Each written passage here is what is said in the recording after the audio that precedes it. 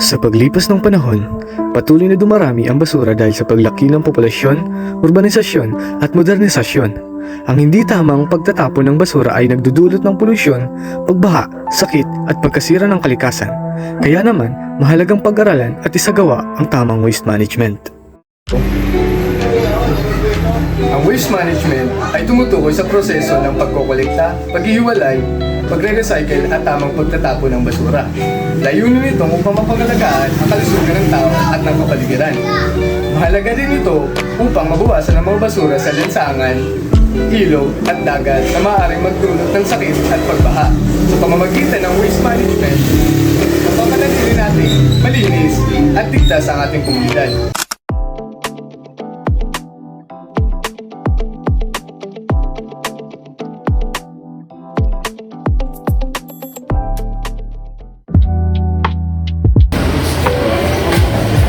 Proper waste management o tamang pamamana ng basura ay ang mas ng paghiwalay, pagtatapon at pag-recycle ng basura upang mapanatiling malinis ang ating kapaligiran. Nakakatulong ito upang maiwasan ang polusyon, pagbaha at pagkalat ng sakit. Sa simpleng pagtatapon at pag-recycle ng mga basura, mapapanatiling nating malinis ang kalikasan at ang komunidad.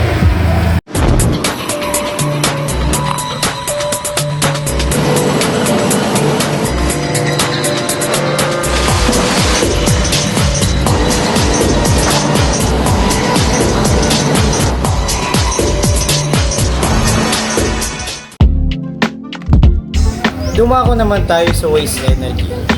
Ito ang enerhiyang hindi napapakinabangan at nawawala lamang bilang isang init, tunog, liwanag o panginginig habang gamit ng isang bagay o makina.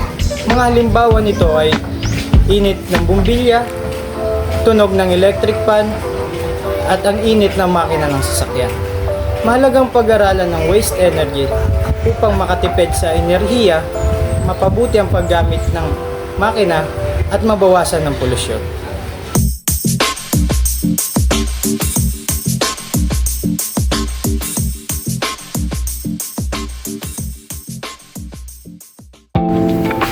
Alam niyo ba na napakaraming basura ang nililikha na nakakasira sa ating kalikasan? Ang Zero Waste Movement ay paraan para mabawasan ito sa pamamagitan ng 5 R's: refuse, reuse, recycle, reduce, at rot. Sa simpleng gawain na ito, nakakatulong tayo makabawasan ng polusyon at maprotektahan ang ating kapaligiran. Ang Zero Waste ay hakbang tungo sa mas malinis at mas maayos na kinabukasan para sa lahat.